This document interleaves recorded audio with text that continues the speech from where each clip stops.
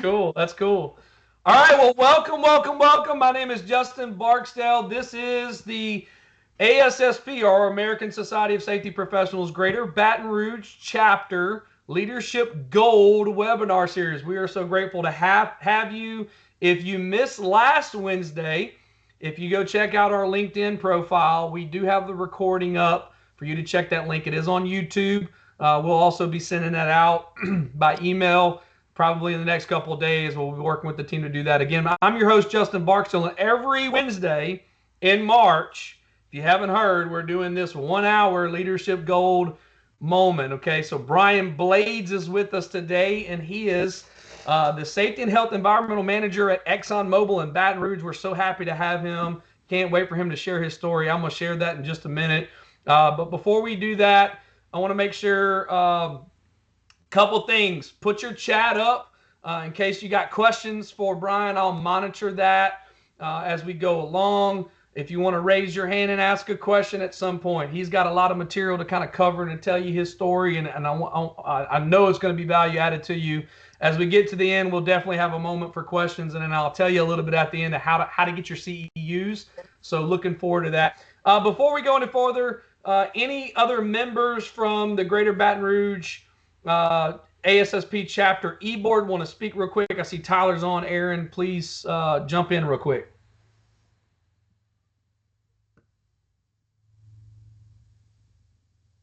Tyler, I saw you talking, but I didn't hear you. How about now? Can you hear me? Got it now, buddy. Awesome. Hey guys, well, welcome again, week 2 of our ASSP week 2 leadership webinar series. Very excited to hear Brian Blades' story about over there at Exxon and everything that they've done over there in the past few years, and Brian's experience. I think it's going to be real value add to our members. So Brian, appreciate you joining us today. Other than that, March 20th is our golf tournament for the ASSP Greater Baton Rouge, where we raise money for scholarship funds. So one, if you're looking for a team or to sponsor, we're kind of in the last call phase, being that it's next Friday. Even if you can't join a team or be a sponsor, still come on out, support the chapter. And if you're also looking to go back to school or currently in school, reach out to somebody on the executive board. We can talk to you about how you can acquire scholarship funds that may be able to help you out a little bit. So other than that, Justin, that's all I got. So I'll turn it back over to you. Thank you so much. And yes, we are just so excited about all that's coming up with the Greater Baton Rouge chapter. And thank you for all those that are joining from other chapters. Just want to say our sincere thanks for jumping in with this conversation. We're excited. Again, we're going to invite you back every Wednesday in March. So without further ado, Brian Blades from ExxonMobil. I'm going to be helping him with the presentation here, so he may have to tell me to click it, but we'll keep that in check there. We had a little technical difficulties. Sometimes that happens, but we'll work through them. That's okay. Brian, tell us a little bit about yourself. Jump on in, man. We're so thankful to have you. All right, you can hear me good? All right, so I'm extremely excited to be here today in the second week. So as I got the opportunity to do this, y'all are seeing serial number 1 of this presentation. So this isn't the can one that I do all the time. So I was thinking about what do I want to do today? And as I thought back, everything I was thinking about was from my history of how I learned it, how it influenced me, how it affected me, how I learned from other people. So I said, let's go do a career-long safety journey. And so I titled it Journey from Contractor Owner to She Manager. So I probably got about 20, 25 minutes of material. I'm comfortable. I'll pause a little bit at the back, or if you got a question, great. Justin, if you can help me, if they got something specific, I can pause, but if not, we'll have some time on the back end, as Justin said. So we really wanted to make sure what we wanted you to take away today. We want you to understand what ownership looks like in contractor-led environments, how to identify and overcome engagement barriers, some practical strategies for alignment and shared accountability, and real-world examples of opportunity-driven leadership. So as I take you through, and we'll summarize at the back end, but be thinking about some of the things I talk about and how they tie back to those areas we want you to take away. Go ahead, Justin. So I'll start off here with a little bit about background. So as Justin said, I'm the Baton Rouge area SHE manager. So that's safety, security, health, and environmental here in the Baton Rouge area. So about me, I'm from the Mississippi Gulf Coast. I'm married for 23 years to Kelly. She's from Baton Rouge, so I'm from Baton Rouge. So you'll hear that story. And then I have one daughter, Alyssa, 16, a junior in high school. I graduated mechanical engineering in 1997. From a personal standpoint, my main hobby is I got a tree farm in Kentucky. So I spend a lot of time up there, and you can probably see in my picture, I got into beekeeping a couple of years ago. So anybody who's a beekeeper or interested in beekeeping, catch me on the side. I always can talk bees. And then, so when I got out of college, I spent 10 years in the complex here in Baton Rouge. You can see my roles there. I'll talk a little bit about those more as we go forward. And then I had a change of career within ExxonMobil. So I went from kind of petrochem to upstream global projects. So spent 3 years in Houston, traveling around to West Africa and Russia. Then went to Canada for 5 years on one of our oil sands jobs, and then moved to Kazakhstan on a startup job. And then I actually left ExxonMobil to get back to Louisiana. So when they sold Chalmette, I actually went and worked as mechanical manager for a year, then ops manager for a year, and then came back to ExxonMobil about 8 years ago. Spent about a year as a turnaround event manager, and then we call them operations DHs, but they're basically deputy ops manager for about 4 years, and then rolled into the SHE role about 3 years ago. So a couple of the pictures, top left, that's in Jasper, Alberta, Canada. Bottom one's golfing in Banff. Top right looks a little different if you can't tell. That's actually in Kazakhstan with some wild camels. Talked about my beekeeping, and I didn't mention my daughter, but she's a big volleyball player in our high school and in the tournament ball in the spring, which is why I don't have golf as any of my personal facts, because I don't have much time for that anymore. Go ahead. All right, so I got the first slide here started as setting the foundation. So I started off in Chevron Pascagoula as an electrician helper. I graduated high school on Friday, went to work on Monday, worked for J.E. American Baton Rouge, Baton Rouge. Some of the things I learned was, the first thing I learned was the new guys always get the nastiest job. I was always the one in the bottom of the ditch running conduit, bottom of the substation pulling wire. But I also learned the real world perspective around how our crafts support our families. Most of those jobs I was on was project type work. So they didn't really know when the job was going to be over. So every day they were thinking about, how am I going to get that next paycheck to support my family? And that resonates with me today. I also understood how craftsmen are wired. They're very transactional and they're very focused on getting the job done. They don't spend a lot of time in strategic thinking or thinking about what the main office is doing. And so now in the roles that I've had over the last few years, always think about how do I motivate them and make sure I have something that they see in it for them when we're wanting to go do new and different things. The other thing in that role was the first time I recognized I could get really hurt at work. So I can remember being up on a 40-foot tall scaffold with about 20 guys on a wire pull and feeling that scaffold moving back and forth and recognizing that that scaffold fell, I was going to be in a bind. And there was also a day we were working out at the docks where one of the coworkers got overcome with sulfuric acid fumes off a barge and had to be taken to the emergency room, the ambulance. So got some real touches both of like what's the life of a craftsman and what's some of the risks of being a craftsman. I also was thinking about, I want to share today around the journey of PPE. So I can remember back when I was at LSU working in the fab shops around a bunch of lathes. Sometimes we had safety glasses on, sometimes we didn't. But I know for a fact we always had loose clothes on that could get hung up. As I think back, if I was going back to that fab shop today, I think I would have certainly changed some of my behaviors. So it's just something to always think about of how those craftsmen are wired. They don't always rely on that PPE the way we would like them to. Then I had the opportunity to go out with Dow Chemical. Did 2 semesters here in Louisiana and 1 over in Texas. And my first role, they actually put me as an assistant operator on an outage when I had 0 training. And I actually did really well in the job and enjoyed it. And as I look back and said, how did I do that without any specific training? And it was all about 2 things. One, mentorship. I had somebody that took me under their wing, and they had good procedures and standards that I could follow to go execute the work. And so I take that away to always think about, what are we doing from a competency standpoint? Where do we have from buddy manager programs, short service worker programs, all those things to get people up that curve. The other one that's interesting here is I also got injured on the job the first time at Dow. I was climbing a ladder, a cage ladder, and somebody had a bolt that protruded inside the cage. I remember climbing that ladder and that bolt hitting my arm, and I know it cut me. It didn't cut me real bad, but it was bad enough that I needed to report it. And as a young, student, hadn't been on a job long, I questioned myself, do I just put a couple Band-Aids on this thing and pull my sleeve down and just go home at the end of the shift, or do I report it? And they were real big on a learning culture and making sure that you reported. So of course I reported it. But I always remember when I walked in that control room and showed them my arm, people looking at me like I had disappointed them or done something wrong. And so I always remember that. And I spent a lot of time making sure that we're a learning culture and not a penalty culture or a blame or fault finding culture.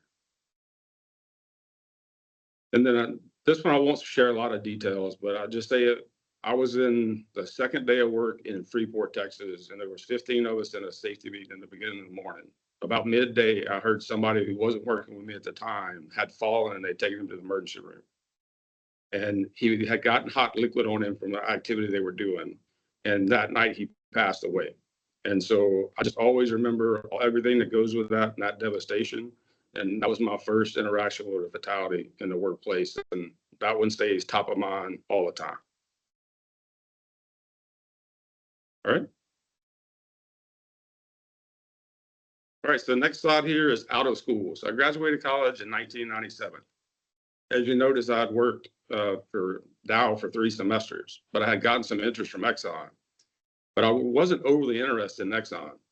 And I call out Exxon here because in 97, it was just Exxon, not ExxonMobil. But this facility had 4 fatalities in the last 4 years. And even as a college student, that was very visible to me. And I questioned whether or not I wanted to come work here. And I highlight that just to point to even a company like ExxonMobil, your reputation is only as good as your recent performance. And that's part of our role, was to maintain, the value and the reputation of our companies. The other thing here is when I came to work, one of my main jobs was building what we call leak boxes. So basically pipe to go over an active leak. And I always knew from my days that I was putting a craftsman at risk when I was asking him to go make that final weld. And so I would always get feedback from that craftsman on my design. And then I would also make sure I'm always in the field when they're repairing that, for making that repair, so they saw that I could, if I was going to put them at risk, I'd stand right next to them. And so in 1997 was the first time I thought about human performance. And this is a great lesson, and this is one I tell all the time. But it was a hot summer day, and I was tasked to go V&V a pipe installation in our crude units, which are about 120 degrees during the middle of the summer.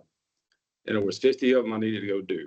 I'm in the rack with a harness for probably 3 or 4 hours. And I come back to the truck, air conditioned truck, and I look, and I missed one. All the other 49 were perfect. I go and look, and it is the hardest one to get to, 3 levels up in the corner. And I'm like, okay, 49 of these are good. Do I really need to go look at that one? And I can remember distinctly thinking, if that's the hardest one for me to get to, that was the hardest one for that worker to get to. So I climbed back up there and looked at it, and sure enough, that was the only one that wasn't correct. And so what I'd say to take away from that is, don't look at the easy stuff, look at the hard stuff, because that's where it's more prone to have errors. Then I'll shift over to early supervisor days. So I talked a lot about being in the field, being a craftsman, understanding the risk. But when I became a supervisor, the information flow changed.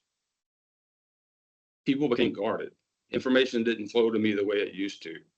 And it was kind of shocking, to be honest, and I felt uncomfortable. And so I reflected on, okay, I needed to still be as connected to the field as I always was. So how do I go do that? And it's where I learned, how do you ask questions? How you ask the questions shapes the answer. You can't ask you have to ask open-ended questions, not yes or no questions. And you have to get out there and ask people, like, what's working for you? What could I do for you to make your job easier? And so I've carried that with me through the years as well. And then the other piece is, as a supervisor, when I'm asking people to do things, I have to be confident it's something I would do if I was out in the field doing it. And then the other piece is, a lot of times managers will want to go do something, take a step, do something different, get into a different business vision or whatever it may be. But you have to ask yourself, is it really possible? And I think sometimes our management will take too big a step, not understanding where we are, what our competency or ability or whatever the case may be. So I always try to balance that. Is it possible? And then the next one I would highlight here is this was a fixed equipment. So I had an interaction with an inspection company. And we were really struggling to be compliant with our inspections. And we hadn't really leveraged the contractor leadership much. We were just using the craft labor. And so when I went to them and told them I was struggling and did they have the core capability to do that, they had been doing that at other facilities for 3 or 4 years. And so we onboarded that and brought them in as a strategic partner versus an execution partner. And we changed the model, and they still use that model today. Right. The next one I want to talk about here was a delayed coker operations supervisor. So this was anybody in the refining business will know what a delayed coker is, but it's one of the more challenging units in a refinery. This was the unit that had 2 of the fatalities that I talked about before I started college. And I always remember when I took the job, the guy before me made me sit down at the desk. He said, sit down, open that bottom left drawer and read everything in it. And it was the investigation follow-up from those 2 fatalities. And of course, the fatalities were horrible in themselves. But the other thing that I took from it was the guys and ladies that were working for me in this new role were the first responders that saw it first, was on the radio calls, was involved. And so it made me look at everyone different through a different lens. And so I characterize it here as always respect the past. Any new place you show up with has a past. And you won't be as effective if you don't take the time to understand the past and respect the past. It was also the time when it was a bigger job than I could handle. I'd never worked on that unit, had 150 people working for me. And so I self-reflected on how do I actually lead this group? And it's the first time that I really doubled down on what I'm showing here as a leadership multiplier, where I'm leading through the line and really leading my first lines, and then just being in the field. This is another one of my favorites I tell all the time. So anybody who's worked for ExxonMobil, I'm sure a lot of your roles, there's thousands and thousands of standards and regulations. And so I'm like, as a leader, how do I lead with all these rules and regulations? I can't run around knowing all this stuff. And so I always use this example. I don't think anybody on this phone or on this meeting knows all the laws of the United States or all the laws of Louisiana or all the driving laws in Louisiana. But when I'm riding down the road and I see a state policeman, there's about 10 things that come to my mind instantly. And that's how I want to be as a leader with my people. Some things are non-negotiable. They know when I show up, it's going to be every time. It's going to be non-negotiable, and it's a truth. And so that's one I know in a lot of y'all's roles, y'all probably have a similar challenge to that. So I wanted to share that one with you today. All right. So this is, if you remember, I told you I made a career change within ExxonMobil. So I left the refining business that I was comfortable with, had history, and I went to upstream and didn't know anybody there, didn't know the business. And so again, I struggled with leadership of like, how do I lead when I'm not bringing anything to the table? And I landed on this is just be human. Bring your leadership selves, understand what the motivations of the organization is and the needs, and invest in understanding, but meet people where they are as a human and then build a business relationship around that. I traveled a lot at that time, so it was very clear different cultures I was engaging with. But what it made me reflect on was there's also just as big of culture differences between an Exxon or a Shell or whatever contract company, if it's a Baton Rouge site or a Baton site, they're all different cultures. And you need to take the time, just like to understand the past, you need to understand and respect the culture so you can maximize your value in that role. It's also the period of my career where I really leaned into this 2 ears and 1 mouth and use them in that ratio. Is as I was younger and always had a great idea and was, charging. Here I transitioned into listen to understand. So that's one to think about in your current role as well. So I moved from Houston up to Alberta, Canada, and we had a 10,000 person workforce. And now a new challenge. How do you lead a workforce of 10,000 people to get them motivated to a common goal? And the main thing we found was clarity and consistency are the 2 main things. So clarity is, how am I getting to the last person, last row? And it takes way longer than you could ever imagine. You got to say it way more times than you could ever imagine. And then consistency in large workforces. You can't be theme of the month or theme of the quarter. You have to be clear and consistent. And then able to do that, you have to understand what are your strategic milestones to get people to have true commitment to them, so that you can then go build clarity and consistency to those messages and drive it down. I know we're talking owner and contractor today. So the thing that I saw at G.O.L.D was you have to have a commercial structure that is supportive of what you're trying to accomplish. I'll talk a little bit about that more later. There's really two parts of that. If you have the opportunity to define that commercial structure, picking the right one. But then the second one, when you're in a commercial relationship, making sure that both of you understand the contract and you're able to not let it be a tension point, but an opportunity.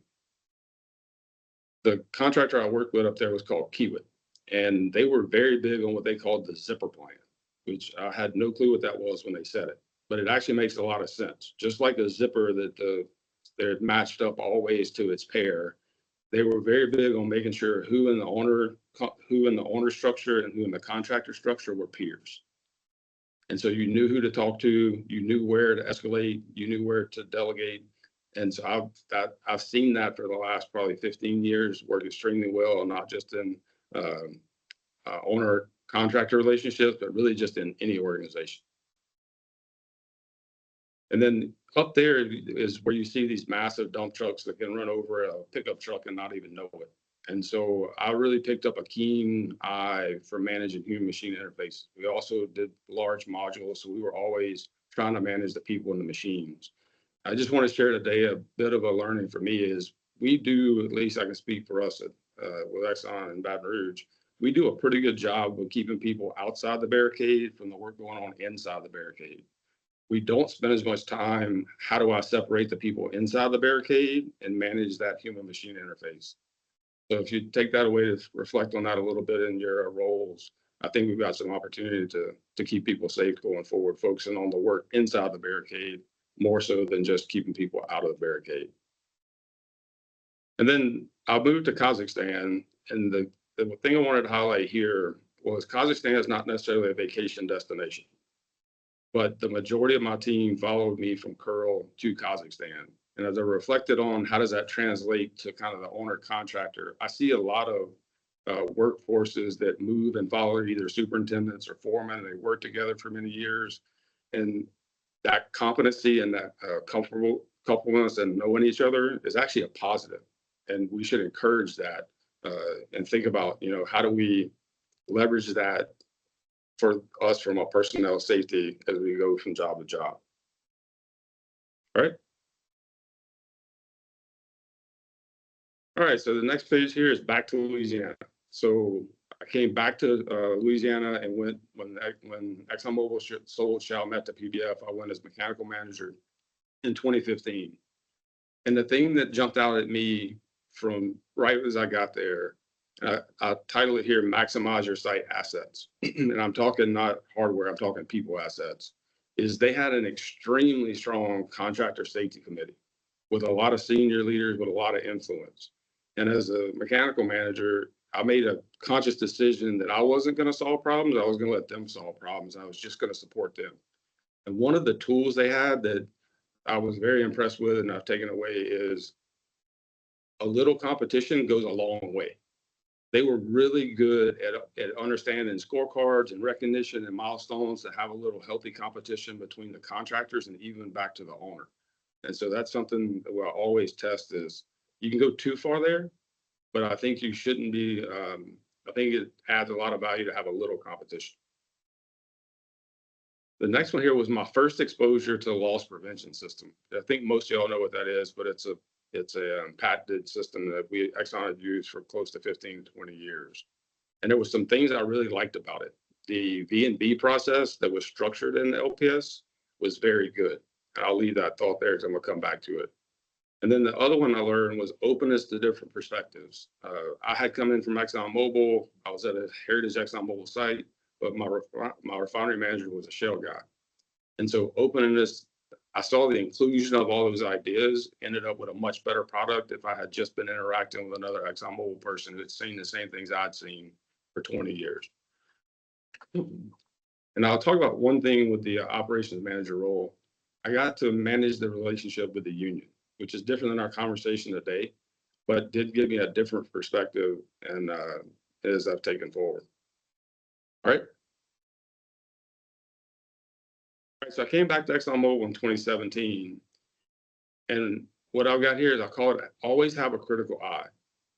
LPS was good, but we had gotten too robotic on it. And it got very administrative and people weren't really thinking about intent. They were just doing actions. And so that hit me pretty loud and clear when I came back in 2017. I carried over that strategic vision and setting strategic milestones and that clarity and consistency of my turnaround event. But this is where I also got the opportunity to decide some things that we wanted to do in commercial structure that we hadn't done before. We had not done a lot of lump sums on turnarounds because we were a little scared to share some of that risk with the contractor. But we went and took that step and we got that risk in the right spot, and that's proved very valuable for us. So the key on that bullet is make sure that you get the risk in the right spot between that relationship between the owner and the contractor. And then I'll talk about my ops department head role. This is enhancing process safety. Now I think about it, I forgot to mention one on the first page, but one of my experiences when I had a 600-pound steam safety valve open up to atmosphere with my first job, and I was probably like maybe 50 yards from it. And it sounded like 1,000 locomotives coming towards you with the ground rumbling. And so I have a real appreciation of the awesome power we maintain in these pipes and vessels that we got in these sites. And enhancing process safety really did a great job. We went outside the company and got a lot of input, but it helped us really focus on process safety on the things that mattered most. And it got us to spend the majority of our time on that. And I'll tie that into something here in a second. All right, go to the next page.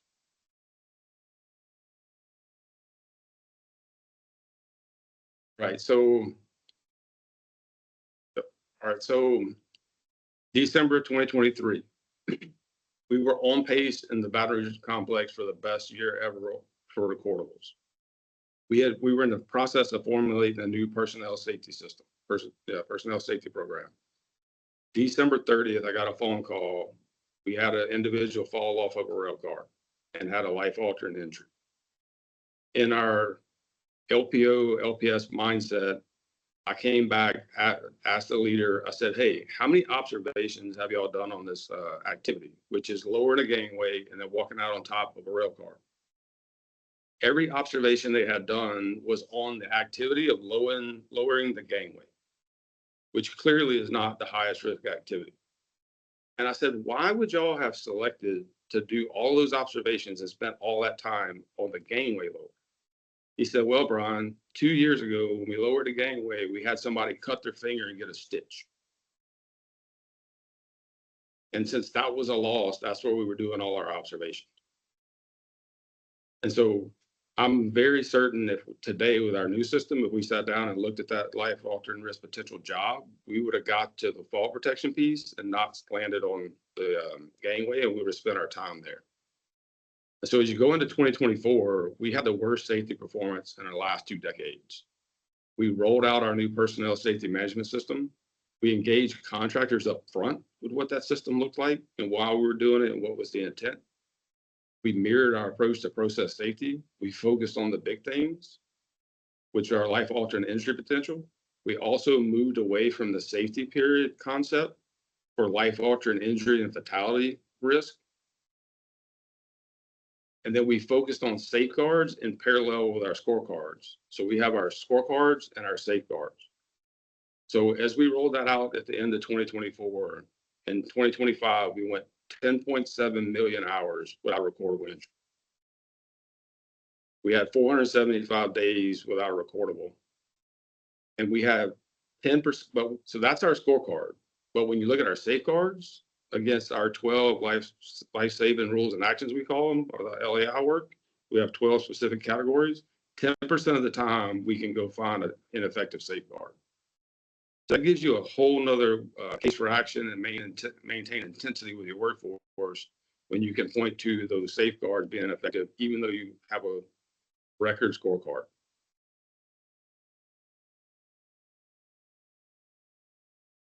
All right, so in summary, what I wanted to share with you today is leadership's a journey. You know, it's not a one-stop shop. It's not one book you can read. It's not one person you can work with. You have to get the experience, and you have to be a sponge and soak it up and connect the dots.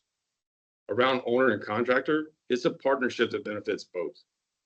If you aren't into that relationship where both of you are going to try to be better and make each other better, that's going to be a challenge.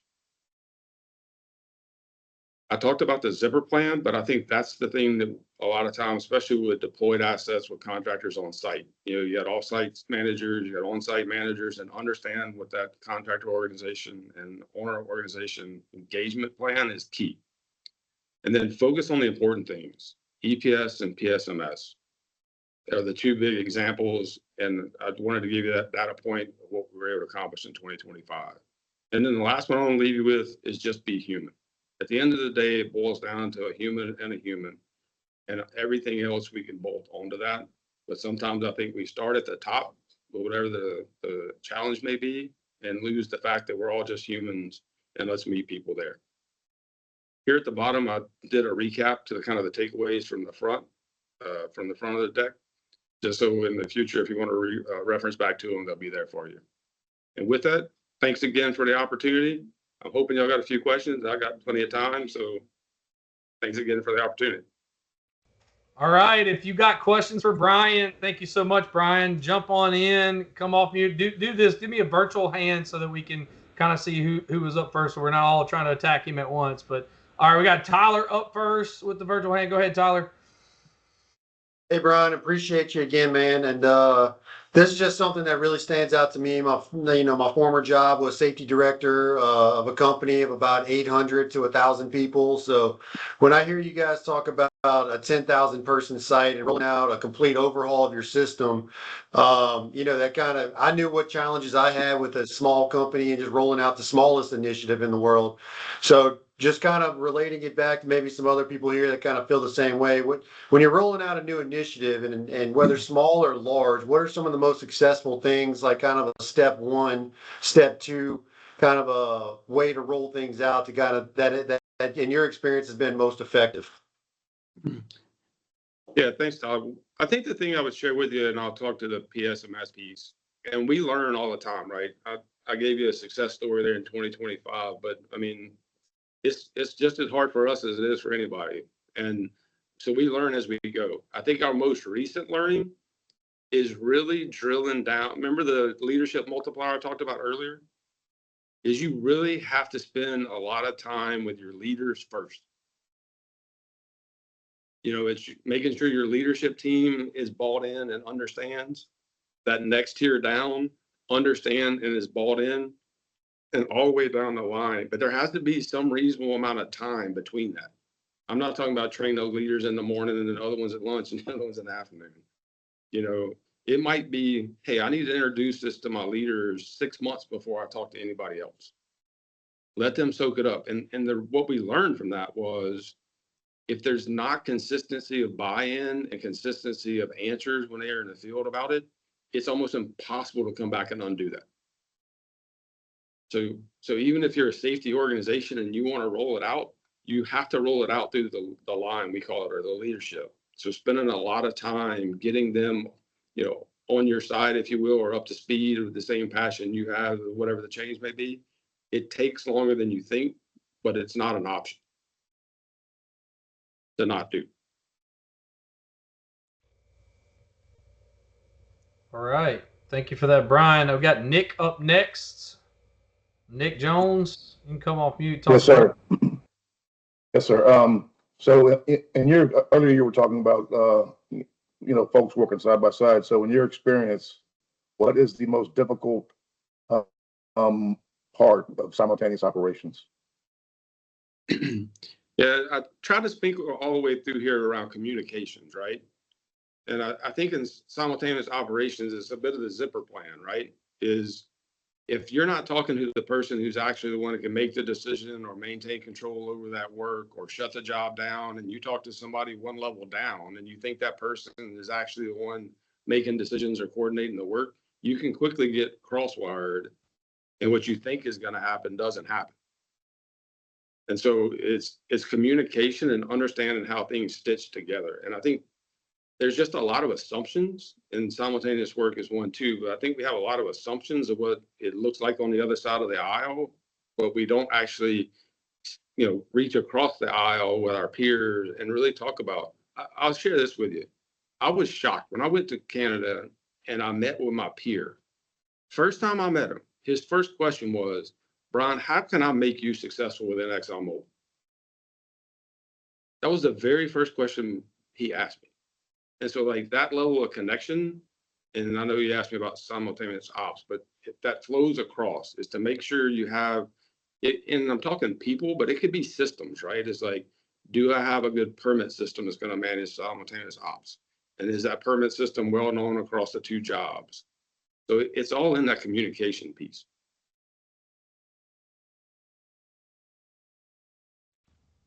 All right. Thanks, Nick, for that question. Alyssa says in the chat, Alyssa, do you want to come off mute and ask it? I see your thumbs up. Go ahead. Yep, I can. And I might have missed it, but you did mention that you went into a site that you knew had multiple fatalities. What made you actually take on that job? And what was the first thing you focused on when you took it? Good question. And I'll be fully transparent here with this one is, coming in as a very young engineer, I didn't come in thinking that I was going to change the culture overnight. But I did know that ExxonMobil, or Exxon at the time, had really good standards and really good people. And so I had a lot of confidence that those people would respond to those events. And so when I came in, it was like, what can I do? And I shared a little bit of that, right? It's like when I had these active leaks and I was making leak boxes, like I went out and talked to the craftsman and said, hey man, if I put this weld here versus here, does this make your job easier? And then when we were actually putting it on, I would go stand there with them so that I could explain things to them and demonstrate that, like, I looked at this job and I think it's safe. I've got your input. I've looked at the job, and now I'm standing next to you when we're both taking what I believe to be an acceptable risk. So I think I wanted to learn a safety leadership mindset. And I talked about process safety. And if you look at my career, I spent about half and half in personnel safety and process safety. And so I think there's that sponge of just wanting to learn. But it was definitely a pause moment for me when they had those 4 fatalities in the 4 years.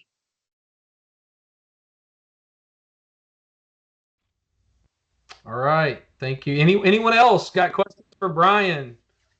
It's your time. We've got time. I've got a few things to cover in just a minute, but if you've got a question for Brian, just come on, raise your hand, your virtual hand. We got 40 people out there still that could question Brian. He's on the hot seat right now. All right, Mallory, go ahead. Hey, Brian, we worked together for a while at Exxon. It's been a while. Hey, Mallory. One thing that I've seen since I left Exxon that, has really stood out to me as coming from that organization, despite how big the workforce is, and I know those numbers are shocking for people, and there are a lot of contractors that make up that workforce, it always felt like whatever the safety program was at the time, everyone was rowing in the same direction. The contractors, there may be some grumbles, but ultimately everyone was bought into what Exxon was selling, right? And just kind of curious from your perspective, what are some of the things that Exxon is doing to get that contractor buy-in on the safety program? Good question. I mentioned when we rolled out PSMS, and you were around during LPS, is we didn't probably do as good a job when we rolled out LPS. It was more like, hey, this is what we're doing. But we've really matured, and it goes back to that core competency that I talked about and being a partner with the contractors. Is these contractors work up and down the river and see all types of different approaches. And we've become much more open to that feedback early on. And we have shifted away from a tactical approach to personnel safety and gone to much more of an intent-based personnel safety, which empowers the workforce and the contract leadership because they feel like they have ability to contribute to how you meet the intent versus, you always have to eat, fish on Fridays or Thursday or whatever. We're not as prescriptive as we were. And I think that's gone a long way, Mallory. And like I said, we continue to learn. We haven't got it figured out, but that's kind of where we are today. Is way earlier in the development, way earlier in the partnership, and then much more in the intent-based in the program. All right. Thank you for that, Brian. We got Paul Leonard up next. Paul Leonard. Thanks, Justin. Hey, Brian. You mentioned you went, I think, one of the places over 400 days without a recordable. TRI, I presume. I mean, when Justin and I worked together in a place that shall be nameless, we counted days between fatalities and we couldn't get over 900. That was a huge difference. So when you've got that few incidents, I think you mentioned you had like a 10% on your lack of controls or something. But what other measures do you use to show that, hey, we haven't been lucky for 400 days, but we really are good? And, I'm not going to go to the board next week and have to explain a serious injury or fatality.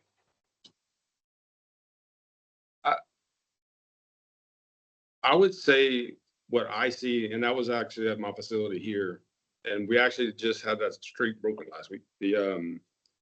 But in the previous record, just FYI, was 290 days. So we went from 290 to 475 with 4,000 people in there every day. And I think for me, Exxon is very much metric driven. So I'll be fully transparent. We do lots of things of, hey, you're supposed to go do this V&V. Did you do it and what you see? We're really good at data. But I think the behavioral thing I see different is like, we are very field focused. Like our leaders are in the field and we coach our leaders on what does a good field engagement look like. We did an internal assessment 2 years ago and the people in the field said two things. Your leaders are always in the field, but they always ask me different questions. If Joe comes, he asks me one thing. If Susie comes, she asks me something else. And so we needed a consistency of purpose and a standard. And it goes back to that one I talked about is like consistency and clarity. Like we had to do a pause moment and figure out what was our message as a leadership team. And then we all had to get on the same page as a leadership team. And every time we went to the field, it was one of those things. It's kind of like my laws discussion. There's like 8 things anybody you see coming out here is going to ask you about, and they're going to tell you the same thing. It's not going to be, he told me to paint it yellow and she told me gray's okay. It's like, if we're doing this, it's always painted black. And it don't matter which one of the 30 leaders you see come out here. And that has been, to me, the secret sauce. Is we tended to whipsaw of like, oh, we have an injury from a working at heights. Well, we weren't paying specific attention to working at heights because the last injury was, sub-trip fall. And so we would just whipsaw everywhere. And big organizations can't handle that. Oh, perfect. People will think we planned that because a lot of what I'll talk about next week is around felt leadership and how you get that over. So watch this space. But you might have led me there, but we hadn't talked about it. I can say that. That's great. Awesome. Thanks, Paul. Appreciate it, Brian. Oh, we got Avery up next. Avery, come off mute. Let us know what you got questions for Brian. Yeah, hey there, Brian. I'm in safety tech here at Exxon, and I've had a lot of success with PMS, but as I've been out here, I've noticed that the one fault that I can't really seem to get past is with particularly new employees and even some seasoned employees, it's not the concepts of PMS that confuse them, it's the terminology. So, for example, in PSMS, error-prone situations, stuff like that are a big talking point. But I find that if I were to ask them, what's an error-prone situation in this particular, They may not understand what I'm saying at first until I mention, you know, what an error prone is to them. They're like, oh, yeah, it's one of those. So I guess my question is, how do you get over that hurdle? How do you get better at explaining, those concepts to people so that it can kind of stick in their brain? Yeah, I'll answer that two ways. So if you remember back on my first page, I talked about craftsmen being very transactional and not really too worried about what's going on in the main office, right? And so they're not, we change a buzzword or we rename something or slightly take a different approach, they're not going to quickly grab those new terminology. But to your point, do they actually know what the hazard is in the field and how they're managing those hazards? Most of the time they do. And I think the intent base versus the strict base, follow the program, use the exact word, that was where we were falling down with LPS, because we would spend a lot of time coaching that guy or that gal on what an error prone situation is and trying to get them to say error prone situation. I don't need to spend that time. I need to say, hey, what do you have to manage to make sure you don't mess up? That's most of the error prone situations. It's okay to have that conversation. I want to make sure he can answer everything that I know is an error prone situation I want to look for. And if he answers it appropriately, I won't spend a minute trying to teach him the error prone word. And that's okay now. And if my boss was walking with me, she wouldn't coach me to say, Brian, you got to go back and teach that guy how to, use the word error prone situation. She's going to say, that guy was really good. He knew all this stuff. Or, hey, Brian, good job by you calling out that one. You might want to go VV in later that he understands that particular hazard, but we wouldn't live in the error prone situation world now. Now, that is part of what we're still coaching them, because we came from LPS and there are still people down in the line that think, oh no, you got to say the exact words, and that's not the intent. And so we are still trying to get that we are not trying to use the fancy specific words down at a craft level. Now, does my second line supervisors, do they need to understand the strategic and how error prone situations and the whole group of them fit into the overall safety system? Yeah, because when we're talking, we need to be using the same language. But when I get to the field, that's the intent base. They don't need to speak like me. They just need to manage the hazards like I want them to have. Yeah, it makes a lot of sense. I appreciate that. Yeah. Good stuff. We've got one more from Chanel. Chanel, come on and give your question. Hey, so this is my first time joining you all. Thank you so much for kind of cold emailing us and letting us join. I'm actually the president of the OKC society up here.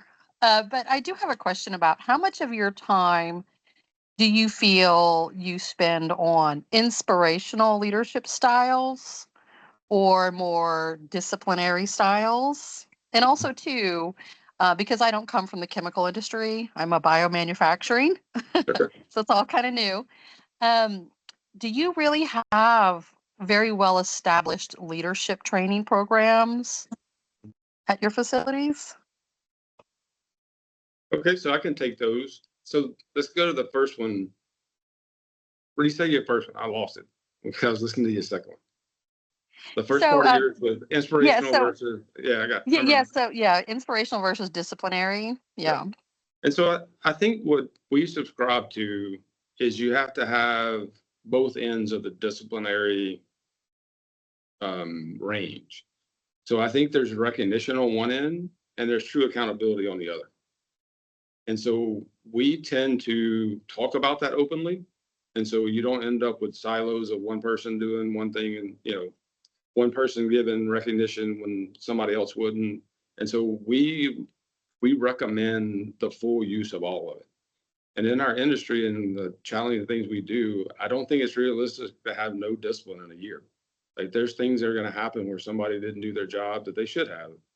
But there's also should be balance to recognition. And so we have ways to look at that. We articulated in ops meetings around, hey, this event, we're going to look at it was probably a conduct operations, which is basically human performance mistake for us, that they probably they know it, they've done it 10 times. So we're probably going to go look at it. Or, hey, that was a great find on a round. We need to make sure we recognize that person. And so it's openly talked about, but I appreciate the question because it is a challenging thing to manage.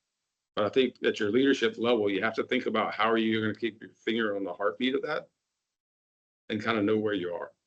So I know that was a bit of a long-winded answer, but on the training programs, there's a lot there. One is we use the safety councils like everybody else does for a lot of that training. We generally are large enough that we have, corporate-wide training that we do for leadership, and all that is structured. And we even have some structured programs with not necessarily local universities, but some universities that deliver our leadership curriculum that we've partnered with them to develop. And that starts about your 8 to 10 years in your career, maybe. You start on that track, and we have four of those trainings. Awesome. Thank you so much. This has been great today. Thank you. All right. Well, thanks, everyone. I do have a couple things before you go. I know we've got about 8 minutes left. Brian, just want to say thank you one more time. I do want to ask you, go in the chat right now. Tell us one gold nugget you got today from Brian's presentation. I just want to know one gold nugget, something you're going to take away, something you're putting in your toolbox, a saying, a one-liner, one of the answers. Go ahead and put that in the chat right now. I'm going to also pull up a quick presentation so that we can give you some information while you're doing that. Go ahead, go to the chat right now and tell us one gold nugget you got from Brian's presentation. One gold nugget. All right, we've got always be a leader, Nick says. Leadership multiplier. Don't shy away from a challenge. Leaders need to have field presence. Learn the history. Leadership down the line. Yes. Remain open-minded, caring leadership. Look at the hard stuff. Yes. Being connected to the field. Love it, love it, love it. Look at the hard stuff. We're all humans. Oh, man. This is good stuff. Some great nuggets. Yeah, the expectation that it takes time to reach the last guy on the back row, and you need full leadership buy-in for successful implementation. Perfect, perfect, perfect. Build trust. Yes. Lead from the field, Jeremy. Good to see your name. Matt, it is difficult for you. It is difficult for others. Perfect. Well, hey, I want to say thank you for joining today. Brian, thank you again for what an amazing presentation. You see the gold nuggets you drop that people are picking up. So that's wonderful. All right, what we need you to do is get your phone out, get the little camera going. I want you to give Brian some feedback. That is also feedback on this entire meeting. We love feedback. We grow from feedback. We get better. Do want to do that real quick. So go ahead and grab that. Also want to talk for CEUs. Yes, if you attended today, you have an opportunity to get CEUs if you need them. What will happen directly after this meeting, I'll get a download of everybody that joined in your email. And so later today or tomorrow, our friend Hunter Pinion, who's on our e-board with the Greater Baton Rouge chapter, will send you an email with instructions on how to get that CEU. It's 0.1 CEU. I do want to invite you back next week, same time, same place. I say same place. It's a different registration link if you didn't get that, but it's another webinar. And Paul Leonard, who's on the call today, will be presenting Cathedral Thinking. So again, want to get your feedback. Want to let you know about the CEU, so you'll be getting that kind of automatically. Does anybody have any questions, thoughts, comments as we wrap up? We've got about 5 more minutes for us. Any questions, last words from Tyler, Aaron, or anybody else from the Greater Baton Rouge? I can't see everybody. We've got 38 people on. Anything else we want to add? Thank you all so much for joining. And Brian, thank you so much for just all those great gold nuggets. It was great. Y'all, see you next week. Talk soon. Come back, invite somebody. See you then. Perfect, Tom. Thank y'all.